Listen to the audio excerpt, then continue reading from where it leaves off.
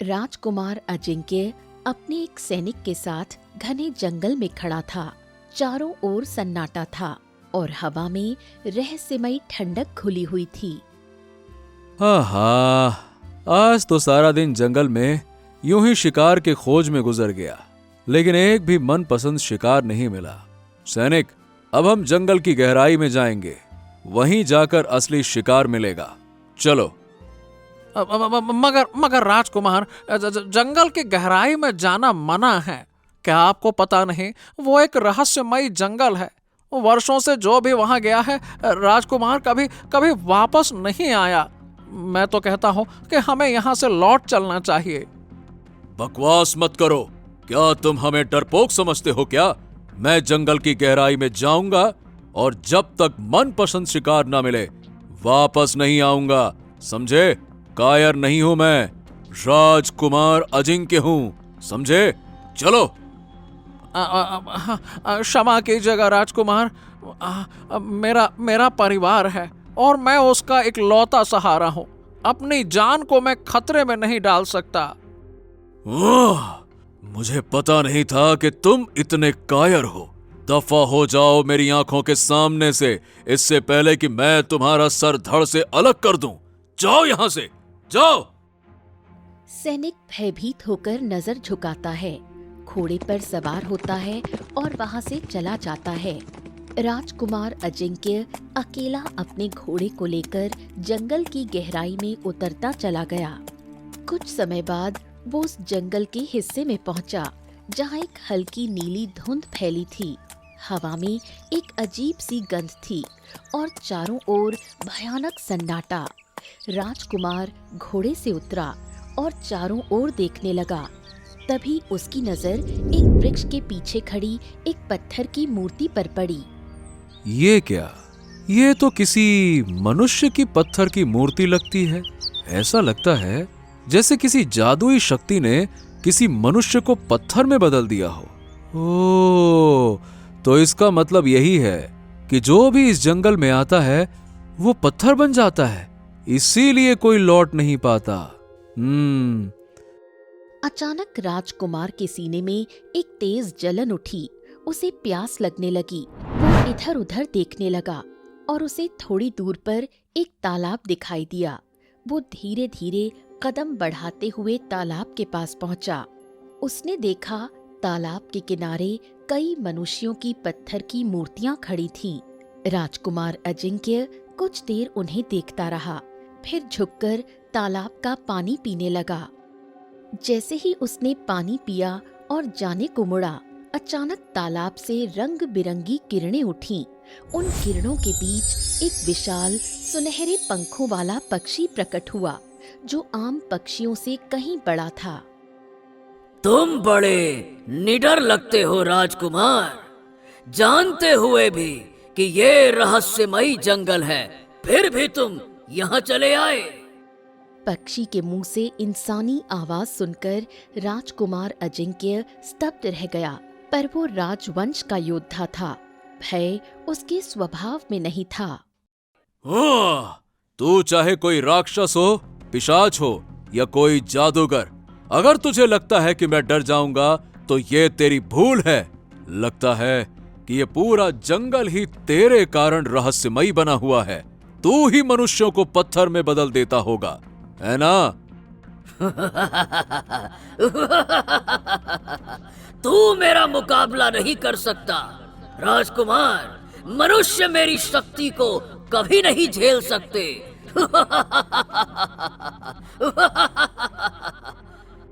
इतना कहते ही पक्षी की आंखों से रंग बिरंगी किरणें निकलीं और पल भर में राजकुमार अजिंक्य पत्थर की मूर्ति बन गया।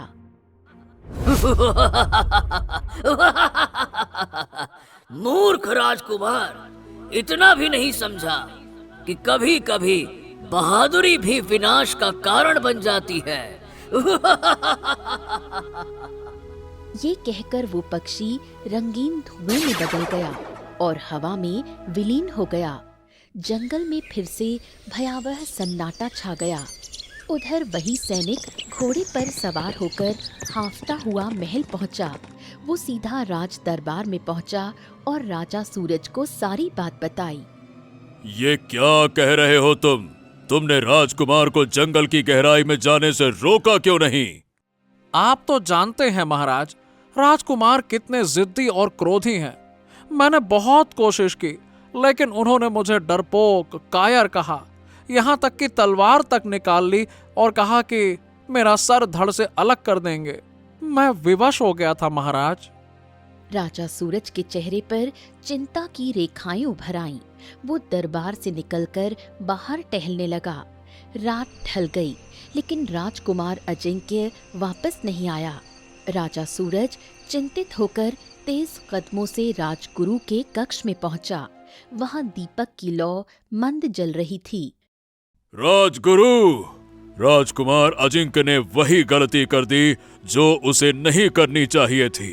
वो जंगल की गहराई में चला गया और अब तक वापस नहीं आया। हमारा मन बहुत घबरा रहा है। वो हमारा इकलौता पुत्र है। अगर उसे कुछ हो गया तो हमारे राज्य का क्या होगा राजगुरु? क्या? ये तो अत्यंत गंभीर स्थिति है महाराज। वर्षों से जो भी उस जंगल की गहराई में गया वापस नहीं आया। वही तो बात है राजगुरु, वही तो बात है। कोई तो उपाय बताइए राजगुरु। आप तो चमत्कारी शक्तियों के ज्ञाता है ना।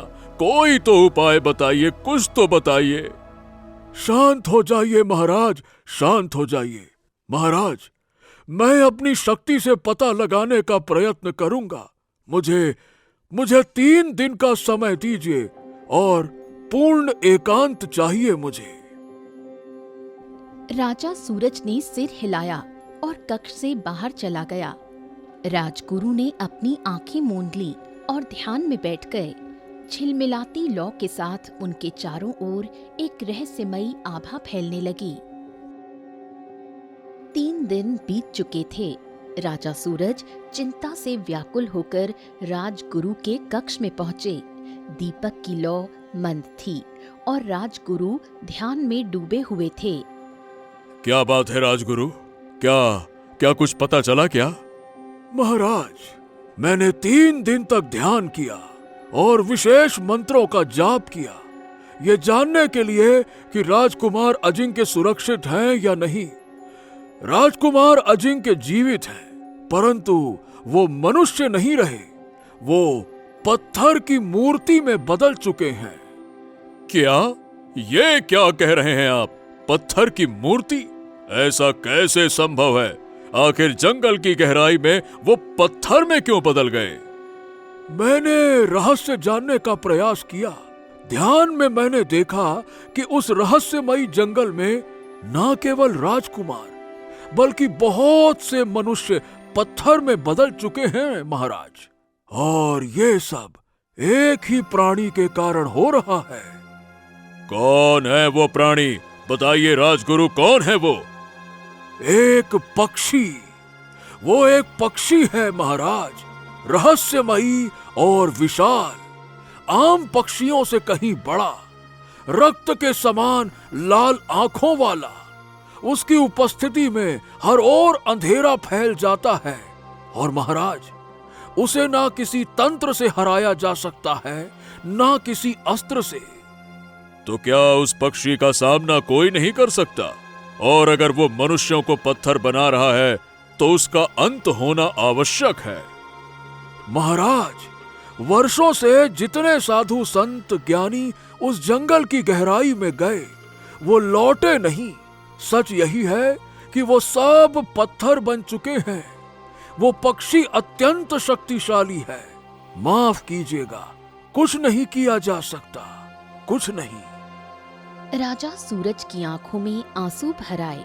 उनके कदम भारी हो गए और वो मौन में कक्ष से बाहर निकल गए। कई दिन बीत गए। एक दूर प्रदेश में एक भव्य महल खड़ा था। चांदनी उसकी दीवारों पर झिलमिला रही थी। महल के भीतर एक स्त्री गौरी खिड़की के पास खड़ी थी। अचानक उसके कानों में एक रहस्यमयी स्त्री स्वर गूंजा।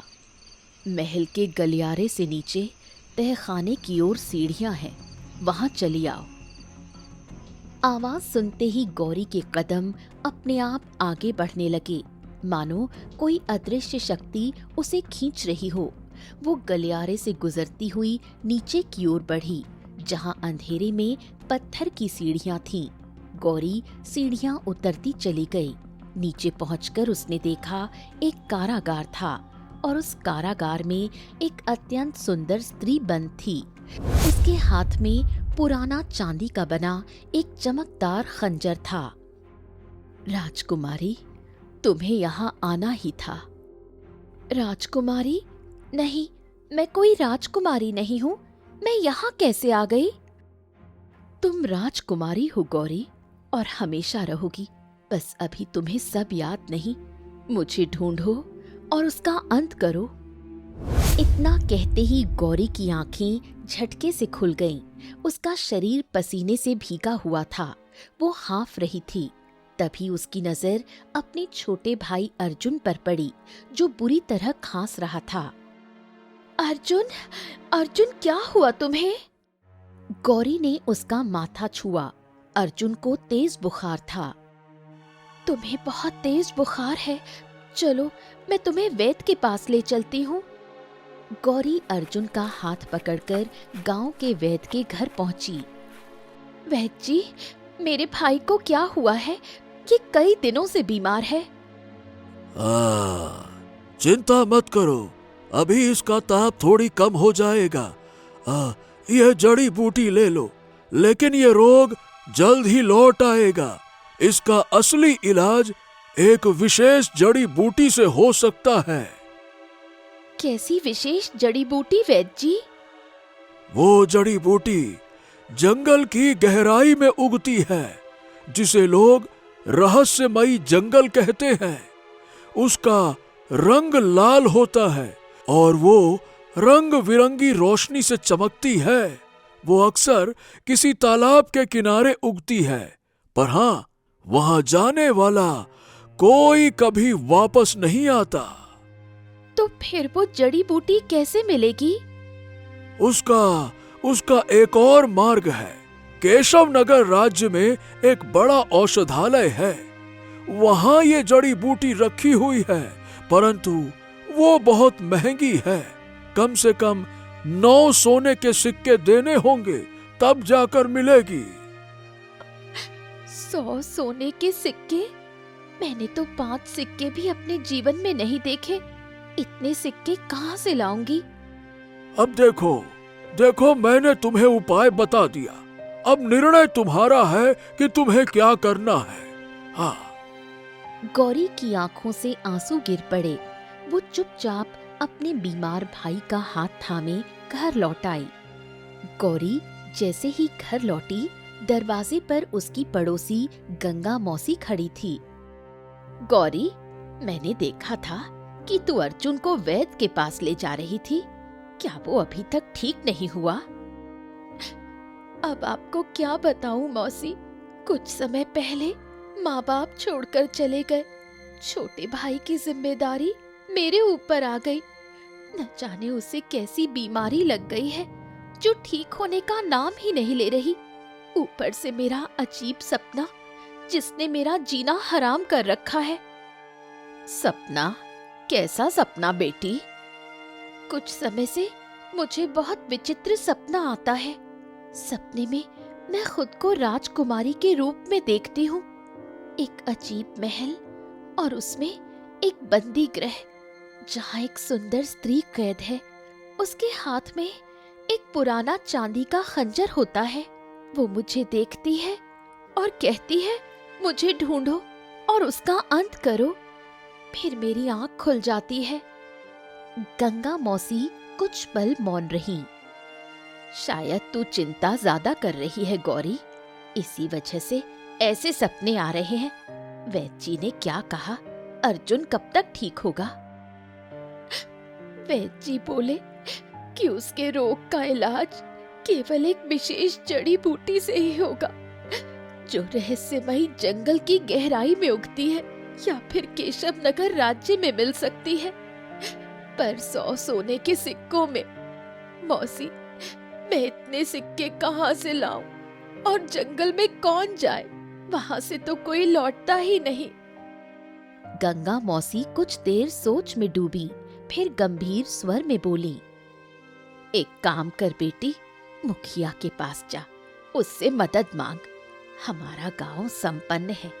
अगर हर घर से एक एक सोने का सिक्का मिल जाए तो 100 सिक्के इकट्ठे हो जाएंगे। तेरा भाई बच जाएगा। गौरी को गंगा मौसी की बात पसंद आई। वो सीधा गांव के मुखिया के घर पहुंची। मुखिया जी, मेरी मदद कीजिए। मेरा भाई बहुत बीमार है। वैद्य जी ने कहा है कि उसे बचाने के लिए 100 सोने के सिक्के चाहिए। अरे तुम पागल वागल हो गई हो क्या? तुम्हें कोई एक सिक्का भी क्यों देगा? नहीं तो। मेरे भाई की जिंदगी का सवाल है मुखिया जी। मुखिया, जो एक क्रूर स्वभाव का व्यक्ति था, मुस्कुराकर बोला, अगर तुझे अपने भाई से इतना ही प्रेम है तो चली जाना जंगल की गहराई में। वहीं से वो जड़ी बूटी लेकर आ जा। वहां तो तुझे मुफ्त में मिल जाएगी। नहीं तो जाकर खुद ले आ। गौरी का मन टूट गया। वो सिर झुकाकर वापस घर लौट आई। गौरी ने सारी घटना गंगा मौसी को बताई। गौरी, फूल से भी जंगल मत जाना। वहां जो गया वो लौटा नहीं। अगर तू गई तो तेरे भाई का क्या होगा? एक काम कर, राजमहल जा। राजा सूरज से मदद मांग, वो जरूर कुछ करेंगे। अगली सुबह गौरी महल पहुंची। राजा सूरज दरबार में बैठे हुए चिंतन में डूबे थे। गौरी सारी घटना बताते हुए बोली, महाराज, मेरे भाई की जान पर बनाई है। कृपा करके मेरी सहायता कीजिए। अरे दूर हट जाओ यहाँ से, चली जाओ यहाँ से। हमारा पुत्र स्वयं उस जंगल में गया और लौट कर नहीं आया। हम पहले ही परेशान हैं। अभी हम किसी की मदद नहीं कर सकते। जाओ यहाँ से, जाओ। राजा के शब्द सुनकर गौरी की आंखों से आंसू बह निकले। पहरेदारों ने उसे दरबार से बाहर निकाल दिया। गौरी घर लौट आई। अर्जुन बुरी तरह खांस रहा था। चिंता मत कर मेरे छोटे भाई, तेरी बहन तुझे बचाकर ही दम लेगी। चाहे मुझे अपना जीवन क्यों न देना पड़े, वो जड़ी बूटी मैं ला कर रहूंगी। अब किसी से कोई मदद नहीं मांगूंगी। दीदी दीदी, आप जंगल मत जाना। वहां से कोई लौटता नहीं है दीदी। आप मत जाना जंगल। डर मत अर्जुन, तेरी बहन को कुछ नहीं होगा। मुझे ईश्वर पर पूरा भरोसा है। अगली सुबह गौरी अपने भाई का माथा चूमती है और अकेली जंगल की ओर निकल पड़ती है। घंटों चलने के बाद गौरी रहस्यमयी जंगल की सीमा तक पहुंची। चारों ओर धुंध थी। अचानक उसके कानों में एक आवाज गूंजी, आगे मत बढ़ो वरना लौट नहीं पाओगी। गौरी ने पीछे पलटकर देखा। वृक्ष के नीचे एक साधु बैठा था। आंखें बंद किए वो उसके पास पहुंची। साधु महाराज। साधु ने धीरे से आंखें खोली। गौरी को देखते ही उसके चेहरे पर विस्मय फैल गया। हाँ, तो आखिरकार तुम आ ही गई। तुम जंगल की गहराई में जा सकती हो और केवल तुम ही हो जो उसका अंत कर सकती हो। आप क्या कह रहे हैं? मैं कुछ समझ नहीं पा रही। क्या तुम्हें रात में अजीब सपने नहीं आते? क्या तुम खुद को एक राजकुमारी के रूप में नहीं देखती? क्या तुमने सपने में एक स्त्री को नहीं देखा जो बंदी गृह में कैद है, हाथ में चांदी का खंजर लिए? क्या उसकी आंखों में तड़प नहीं देखी तुमने? गौरी का चेहरा पीला पड़ गया। आप मेरे सपनों के बारे में इतना सब कैसे जानते हैं? क्योंकि तुम ही हो पाताल लोक की राजकुमारी जो केवल उसका अंत करने के लिए इस धरती पर जन्मी हो। क्या कह रहे हैं आप? मैं सत्य कह रहा हूं बच्चे। मैं कोई सामान्य साधु नहीं, बल्कि पाताल लोक का निवासी हूं। वर्षों पहले मैं तुम्हारे ही महल का राजगुरु था। बरसों से तुम्हारा ही इंतजार कर रहा था। आज नियति तुम्हें यहां ले आई है। इतना कहकर साधु ने अपनी झोली से भस्म निकाली और गौरी पर फेंक दी। अगले ही पल गौरी को चक्कर आने लगे। उसकी आंखों के सामने सब कुछ धुंधला पड़ गया और वो पुराने समय के दृश्य देखने लगी। पाताल लोक की रानी सौम्या सिंहासन पर बैठी थी। राजकुमारी गौरी उनके पास खड़ी थी। तभी वहां महल का राजगुरु आ पहुंचा। महारानी, पाताल लोक पर संकट मंडरा रहा है। जादूगर पक्षीराज अपनी शक्ति को बढ़ाने के लिए साधना कर रहा है। सुनने में आया है कि वो पाताल लोक और पृथ्वी लोक दोनों को अपने वश में करना चाहता है। उसकी ये मंशा कभी पूरी नहीं होगी राजगुरु। जब मेरी पुत्री गौरी का जन्म हुआ था, तभी एक देवता ने दर्शन देकर कहा था, जादूगर पक्षीराज का अंत राजकुमारी गौरी के हाथों होगा, और वो भी पृथ्वी लोक पर। रानी सौम्या उठती है और अपने पास रखे एक चांदी के खंजर को उठाती है। ये वही खंजर है जो मुझे देवता ने दिया था। कहा था कि यही जादूगर पक्षीराज का विनाश करेगा। महारानी, वो जादूगर अब तक जीवित है, तो इसका अर्थ ये है कि उसे इस भविष्यवाणी का पता है। वो नियति को टालने की पूरी कोशिश करेगा। राजगुरु, नियति को आज तक कोई नहीं टाल सका। वो चाहे जितनी शक्ति क्यों न रखता हो, उसका अंत मेरे हाथों ही होगा। उसी समय पाताल लोक के एक अंधेरे जंगल में जादूगर पक्षीराज ध्यान में लीन था। अचानक उसके चारों ओर काला धुआं उठा। धुएं ने एक विकराल राक्षसी आकृति का रूप ले लिया। अपनी आंखें खोलो पक्षीराज, मैं तेरे सामने प्रकट हो चुका हूँ। स्वागत है राक्षसों के देवता, स्वागत है। अब मैं तुमसे जो भी मांगूंगा तुम्हें मुझे देना ही होगा। तो बोल आखिरकार तेरी क्या इच्छा है, बोल। मेरी मृत्यु पाताल लोक की राजकुमारी गौरी के हाथों लिखी है। मैं उसे नष्ट करना चाहता हूं ताकि मेरी मृत्यु टल जाए। मूर्ख, मृत्यु को कोई नहीं टाल सकता। ये ब्रह्म का नियम है। कोई और वर मांग, कुछ और मांग तू। तो तेरा सारा बल व्यर्थ है क्या? तू राक्षसों का देवता कहलाता है और अपने भक्त की ये छोटी सी इच्छा भी पूरी नहीं कर सकता। जाओ, मुझे तुमसे वरदान की कोई आवश्यकता नहीं है। अरे जाओ। ये सुनकर राक्षस देवता के नेत्र अग्नि की तरह जल उठे। ठीक है, तुझे वरदान देता हूँ कि तू राजकुमारी गौरी को मारने में सफल होगा, पर याद रख, यदि तेरी मृत्यु उसके हाथों लिखी है तो वो नियति कभी नहीं टलेगी। जब मैं उसे ही समाप्त कर दूंगा तो फिर मेरी मृत्यु कैसे होगी? राक्षस देवता काले धुएं में विलीन हो गया और जादूगर पक्षीराज की आंखों में एक भयानक हंसी चमक उठी। अचानक महल का आकाश अंधकार में डूब गया। जादूगर पक्षीराज काले बादलों में लिपटा सिंहासन कक्ष में प्रकट हो गया। रानी सौम्या, राजकुमारी गौरी और राजगुरु स्तब्ध रह गए। पक्षीराज, तूने अपने अंत को बुला लिया है।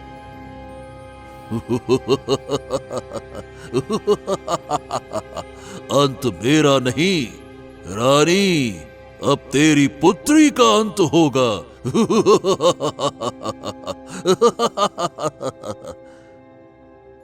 यदि तू इतना शक्तिशाली है तो मेरा सामना कर, मैं पीछे नहीं हटूंगी। सामना? तू मेरी मृत्यु का कारण बनेगी ना? अब देख कैसा जादू है मेरा।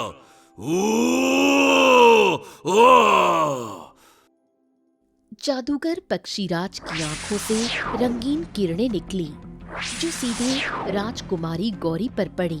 वो चीख उठी और उसका शरीर जलने लगा। माँ, बचाइए मुझे, माँ। कुछ ही पलों में उसका शरीर राख में बदल गया। महल में सन्नाटा छा गया। नहीं, ये असंभव है। तू मेरी पुत्री को नहीं मार सकता। देवताओं ने कहा था कि मेरी मृत्यु तेरी पुत्री के हाथों होगी, और अब तुझे ये खंजर दिया गया था मेरे अंत के लिए। अब देख, तेरी पुत्री राख बन चुकी है। मैंने मैंने मैंने मैंने नियति को मिटा दिया, भविष्य को बदल दिया, समय को फेर दिया। रानी सौम्या।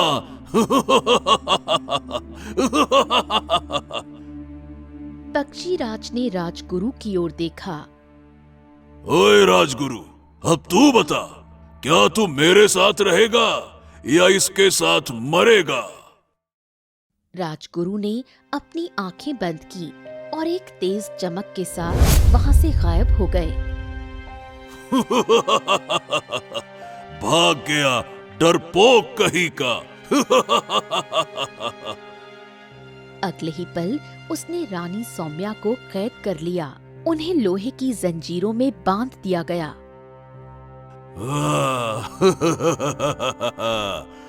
तेरे हाथों में जो खंजर है ना, अब वो तेरे किसी काम का नहीं। तू अब बस अपनी हालत पर रो सकती है सदा के लिए, बाकी कुछ नहीं कर सकती।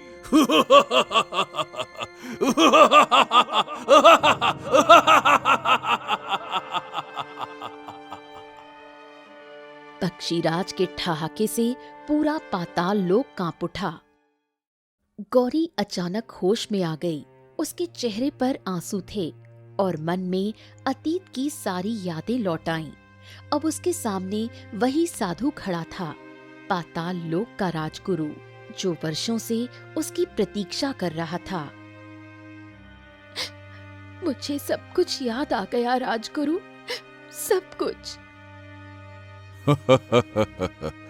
मुझे पता था ये क्षण अवश्य आएगा। जब जादूगर पक्षीराज ने तुम्हें जलाकर राख किया था ना, तब मैं भी भ्रमित हो गया था कि देवता कैसे गलत हो सकते हैं। फिर मुझे एहसास हुआ कि तुम्हारा दूसरा जन्म अवश्य होगा, क्योंकि तुम्हारे ही हाथों उसका अंत लिखा गया है। अब मुझे कुछ समझाने की आवश्यकता नहीं राजगुरु। मैं उसे ढूंढूंगी और उसका अंत कर दूंगी। उससे पहले तुम्हें उस खंजर को पाना होगा जो अब भी तुम्हारी मां यानी कि पाताल लोक की रानी सौम्या के पास है। चलो गौरी, मेरे साथ चलो, आओ। राजगुरु ने अपना दायां हाथ उठाया और रंग बिरंगी किरणें चारों ओर फैल गईं। पलक झपकते ही वो दोनों पाताल लोक के महल में पहुंच गए। महल के भीतर अंधकार पसरा था। बंदी गृह के भीतर रानी सौम्या जंजीरों में जकड़ी हुई थी। अब उनके हाथों में वही चांदी का खंजर था जो समय की आंधियों से काला पड़ चुका था। मुझे विश्वास था तू अवश्य आएगी मेरी बेटी। देवता गलत नहीं हो सकते। महारानी, ये वही राजकुमारी हैं। अब ये पृथ्वी लोक में जन्मी हुई मनुष्य हैं। कृपया करके इन्हें वो खंजर दे दीजिए ताकि ये पक्षी राज का अंत कर सकें। जाओ मेरी पुत्री, ये वही अस्त्र है जो तेरी नियति से जुड़ा है। अब इसका उद्देश्य पूरा करो। गौरी ने खंजर थामा और उसकी आंखों में ज्वाला चमक उठी। राजगुरु ने उसका हाथ पकड़ा और दोनों पुनः पृथ्वी लोक में प्रकट हो गए। तालाब के किनारे मौन पसरा था। चारों ओर फैली पत्थर की मूर्तियां हवा में भी भय का आभास दे रही थीं। ये तो हमारे राज्य के राजकुमार अजिंक्य हैं। हाँ, यही वो स्थान है जहां जादूगर पक्षी राज का वास है।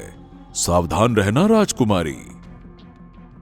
अचानक वातावरण में रंगीन किरणें चमक उठीं और उनके मध्य से विशाल पंख फैलाए एक सुनहरा पक्षी प्रकट हुआ। असंभव, असंभव, असंभव! तुझे तो मैंने पहले ही राख कर दिया था, फिर ये कैसे हो सकता है? तेरी यही भूल थी पक्षीराज। तूने नियति को चुनौती दी और नियति तुझसे बड़ी है। ये वही राजकुमारी हैं जो अब मनुष्य बनकर लौटी हैं तेरे अंत के लिए। तू मुझे मार देगी।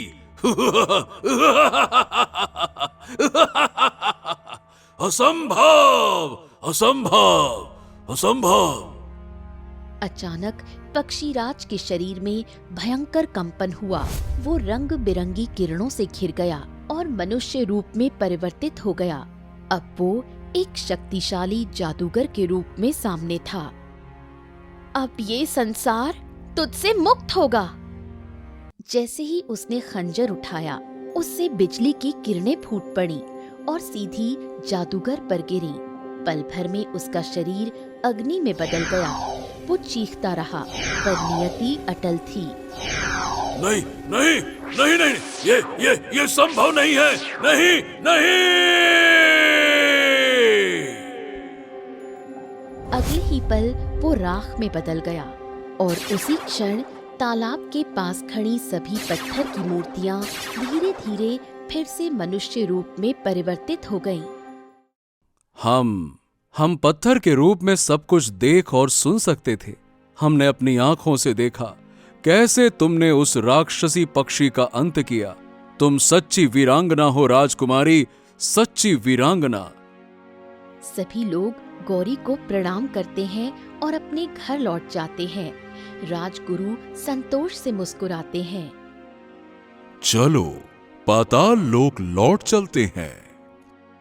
नहीं राजगुरु, पिछले जन्म में मैं राजकुमारी थी, पर इस जन्म में मैं एक आम मनुष्य हूँ। यहाँ मेरा घर है, मेरा भाई है, मैं अब यहीं रहना चाहती हूँ। अचानक चारों ओर प्रकाश फैला। रानी सौम्या स्वयं प्रकट हो गई। हम जानते थे कि तू ऐसा ही कहेगी, लेकिन याद रखना, हम हमेशा तेरे साथ हैं। ये अंगूठी ले, जब भी हमारा स्मरण करेगी तू पाताल लोक में हमारे पास पहुंच जाएगी।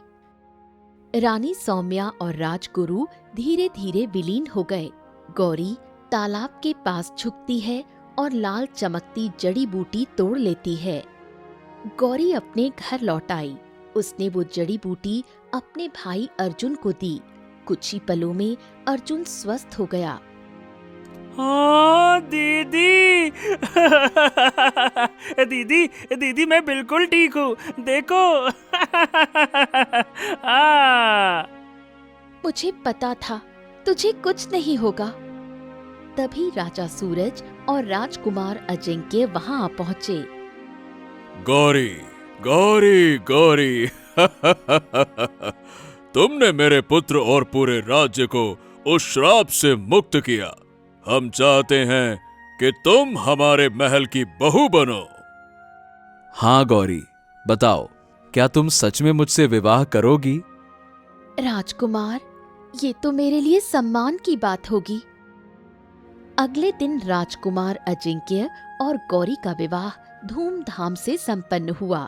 सारा राज्य उल्लास में डूब गया।